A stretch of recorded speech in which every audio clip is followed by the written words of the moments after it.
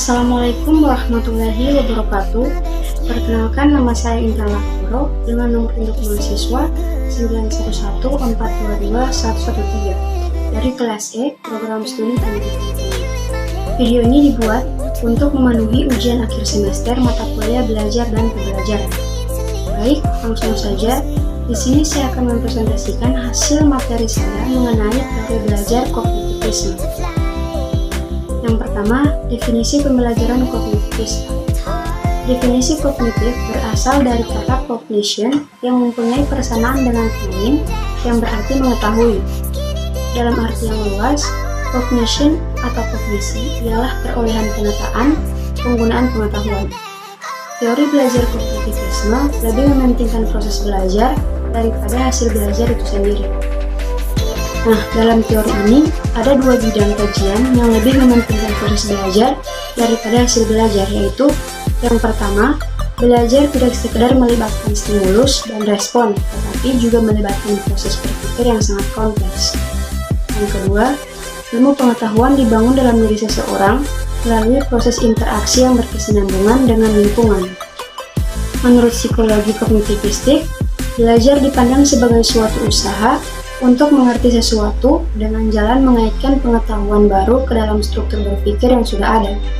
Usaha itu dilakukan secara aktif oleh siswa. Keaktifan itu dapat berupa mencari pengalaman, mencari informasi, memecahkan masalah, mencermati lingkungan, dan mempraktekkan sesuatu untuk mencapai suatu tujuan tertentu. Sehingga pengetahuan yang dimiliki sebelumnya sangat menentukan keberhasilan mempelajari informasi pengetahuan yang baru. Sehingga dalam aliran kognitif ini terdapat ciri-ciri pokok. Yang pertama, mementingkan apa yang ada dalam diri manusia. Yang kedua, mementingkan keseluruhan daripada bagian-bagian, mementingkan proses peranan kognitif. Keempat, mementingkan kondisi waktu sekarang. Dan yang terakhir, mementingkan pembentukan struktur kognitif. Yang berikut ada pemuka dan tokoh teori pembelajaran kognitivisme. Yang pertama, teori perkembangan kognitif dikembangkan oleh Jean Piaget. Yang kedua, teori perkembangan kognitif dikembangkan oleh Jerome Bruner. Dan yang ketiga, teori perkembangan kognitif dikembangkan oleh David Altshuler. Selanjutnya, teori kognitivisme dalam kegiatan pembelajaran. Hakikat belajar menurut teori kognitif dijelaskan sebagai suatu aktivitas belajar yang berkaitan dengan penataan informasi, reorganisasi konseptual, dan proses internal. Kegiatan pembelajarannya mengikuti prinsip-prinsip sebagai berikut. Yang pertama, siswa bukan sebagai orang dewasa yang mudah dalam proses berpikirnya. Mereka mengalami perkembangan kognitif melalui tahap-tahap tertentu. Yang kedua, anak usia prasekolah dan awal sekolah dasar akan dapat belajar dengan baik, terutama jika mendengarkan benda-benda konkret. Yang ketiga, keterlibatan siswa secara aktif dalam belajar amat dipentingkan, karena hanya dengan mengaktifkan siswa, maka proses asimilasi dan akomodasi pengetahuan dan pengalaman dapat terjadi dengan baik.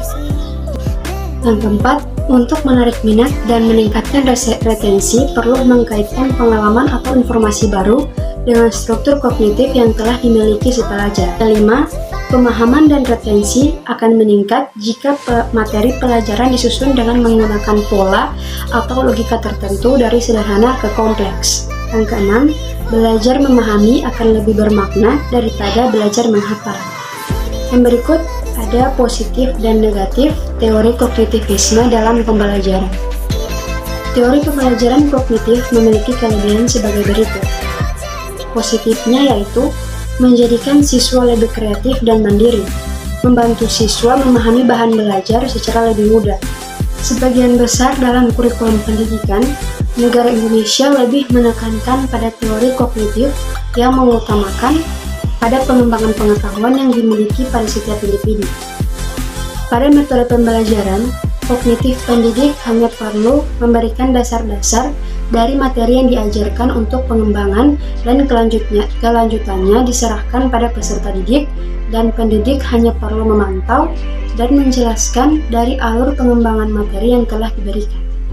Negatifnya yaitu teori tidak menyeluruh untuk semua tingkat pendidikan. Sulit dipraktikkan khususnya di tingkat lanjut. Beberapa prinsip seperti intelijensi sulit dipahami dan pemahamannya masih belum tuntas. Pada dasarnya, teori kognitif ini lebih menekankan pada kemampuan ingatan peserta didik dan kemampuan ingatan masing-masing peserta didik. Sehingga kelemahan yang terjadi di sini adalah selalu menganggap semua peserta didik mempunyai kemampuan daya ingat yang sama dan tidak dibeda-bedakan. Ada kalanya juga dalam metode ini tidak memperhatikan cara peserta didik dalam mengeksplorasi atau mengembangkan pengetahuan dan cara-cara peserta didiknya dalam mencari, karena pada dasarnya masing-masing peserta didik memiliki cara yang berbeda-beda. Ini ada implementasi teori belajar psikologi kognitif dalam pembelajaran. Proses belajar terjadi melalui tahap-tahap asimilasi atau penyesuaian peleburan. Sifat asli yang dimiliki dengan sifat lingkungan sekitar. Yang kedua, akomodasi atau penyesuaian mata untuk menerima bayangan yang jelas dari objek yang berbeda. Yang ketiga, ekuilibrasi. Proses belajar lebih ditentukan oleh karena cara kita mengatur materi pelajaran bukan ditentukan oleh umur siswa.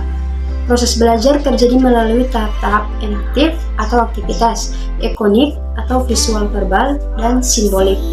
Nah, dari ketiga macam teori di atas, jelas masing-masing mempunyai implikasi yang berbeda. Namun, secara umum teori kognitivisme lebih mengarah pada bagaimana memahami struktur kognitif siswa dan tidaklah mudah. Dengan memahami struktur kognitif siswa, maka dengan tepat pelajaran bahasa disesuaikan sejauh mana kemampuan siswa.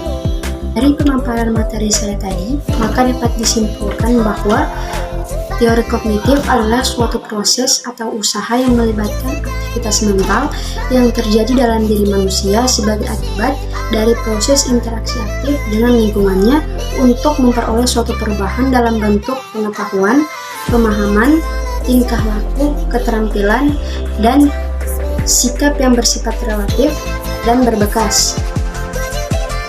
Itulah hasil pemaparan dari materi saya terkait teori belajar kognitivisme. Sekian dari saya. Wassalamualaikum warahmatullahi wabarakatuh.